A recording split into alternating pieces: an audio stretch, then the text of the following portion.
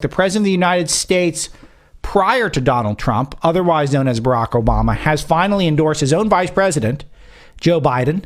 The fact that this was somewhat of a surprise to people, even though Biden was Barack Obama's vice president, and there is no one else in the race, at least anyone polling over 2%, it's kind of amazing that this was still a surprise that this happened. I'm wondering if Trump twisting Barack Obama's arm had something to do with it. You guys remember that? Trump did that a few days ago. He says, where's Obama's endorsement? Well, now it's here. So let's hear what the former president said about his former vice president. Hi, everybody. Let me start by saying the obvious. These aren't normal times as we all manage our way through a pandemic unlike anything we've seen in a century. Michelle and I hope that you and your families are safe and well. If you've lost somebody to the virus, or if someone in your life is sick, or if you're one of the millions suffering economic hardship, please know that you're in our prayers. Please know that you're not alone, because now is the time for all of us to help where we can, to be there for each other as neighbors and coworkers and fellow citizens. Very nice. Now he goes on to see why he likes Joe. But there's one thing we've learned as a country from moments of great crisis, is that the spirit of looking out for one another can't be restricted to our homes or our workplaces or our neighborhoods or our houses of worship. It also has to be reflected in our national government. This is the proverbial nanny state mentality, the kind of leadership that is guided by knowledge and experience, honesty and humility, empathy and grace. That kind of leadership doesn't just belong in our state capitals and mayor offices. It belongs in the White House. And that's why I'm so proud to endorse Joe Biden for president. So he's endorsing Joe because of his experience that he's got 50 years in Washington. Honesty. So is that Joe's reputation? Joe's never embellished anything in his life. Joe said just a couple of weeks ago he saved millions of people from Ebola. There were, 10, 20,000 cases worldwide, I think. And Joe said he personally saved millions from Ebola. So I don't know if honesty is his best trait. Humility isn't. You could take the aforementioned example. How about the corn pop braggadocio? Do you think the man who once slayed corn pop is known for his humility? Is there honestly any? Is Joe Biden, is that it? He's humility, and he's got grace, because his history of sniffing and squeezing and groping. Do you think it was graceful when Joe Biden was on Kimmel a couple of weeks ago and said that he has to wear a Phillies baseball cap to get his wife, Dr. Jill Biden, to put out? He literally said that. You can look it up. So I don't know if Barack Obama knows the same Joe Biden as the rest of America does. All right. So he continues, choosing Joe to be my vice president was one of the best decisions I ever made. He became a close friend. And I believe Joe has all the qualities we need in a president right now. He's someone his life has taught him how to persevere, how to bounce back when you've been knocked down. And he goes on to say, when Joe talks about opportunity for kids, we hear the young father who took the train home each night so he could tuck his children into bed. And we hear the influence of Jill, a lifelong teacher. So the story of Joe taking the train home, first of all, not really a working class thing to do. The trains are very expensive. Amtrak is very expensive. The Excella, which is I think what Joe took, also very expensive. And Peter Schweizer's research revealed that Joe Biden would have the train held up for him.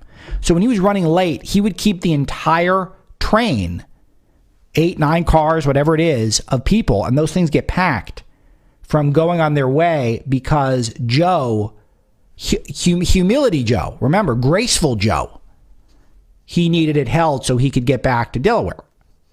All right, so later in the message from the former president, Joe helped me manage H1N1 and prevent the Ebola epidemic from becoming the type of pandemic we're seeing now. Now, there is just no comparison between Ebola. It's just a fraction of cases, and they were much more deadly.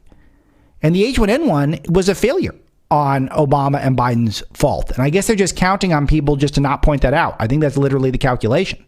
If anything, they got lucky there.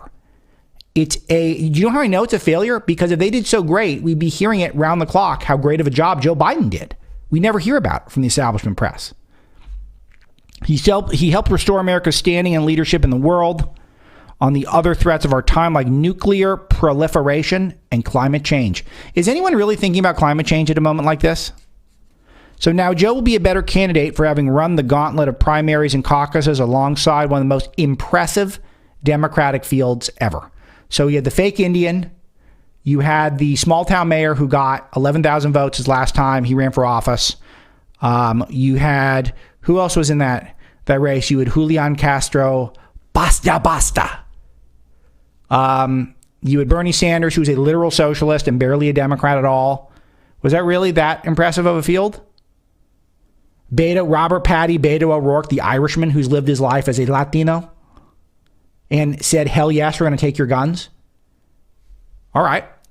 Not sure I've got the same read there. Each of our candidates were talented and decent with a track record of accomplishment, smart ideas, and serious visions for the future. Yeah, all right, maybe. And that's certainly true of the candidate who made it farther than any other, Bernie Sanders. Now here comes a plea for the Bernie bros. Bernie's an American original, a man who had devoted his life to giving voice to working people's hopes, dreams, and frustrations, and making sure he had 3 houses, one with a lakefront view.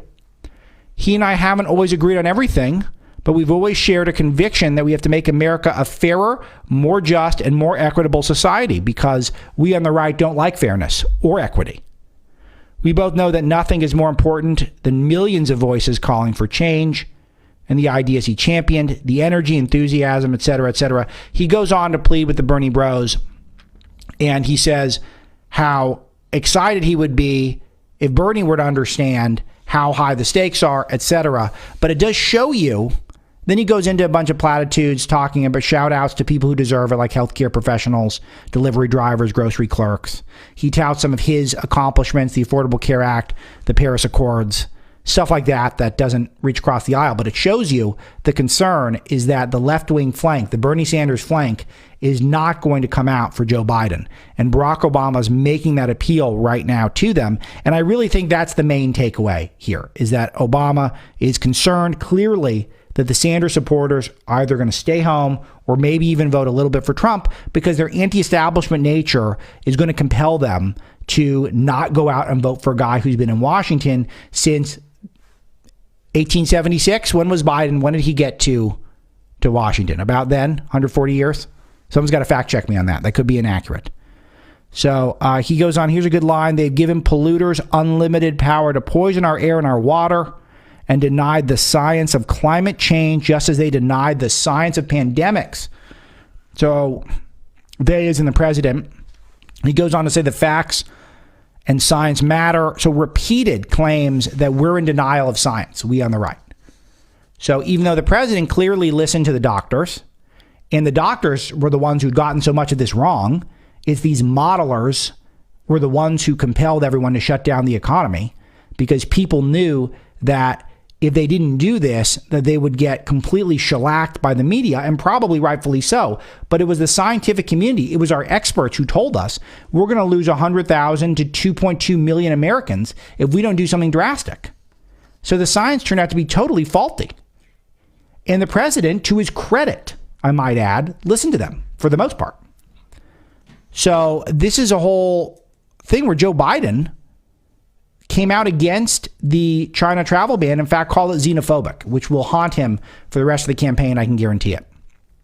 So Obama concludes, for those of us who believe in building a more just, more generous, more democratic America, where everybody has a fair shot at opportunity, for those of us who believe in a government that cares about the many and not just the few, that's me as a Trump supporter. I care about the few. For those of us who love this country and are willing to do our part to make sure it lives up to its highest ideals, now's the time to fight for what we believe in.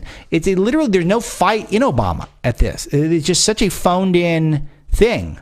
On Breitbart, we were talking internally. It just kind of reminds us of a hostage video. Like he had to do it. There's nothing here super compelling at all.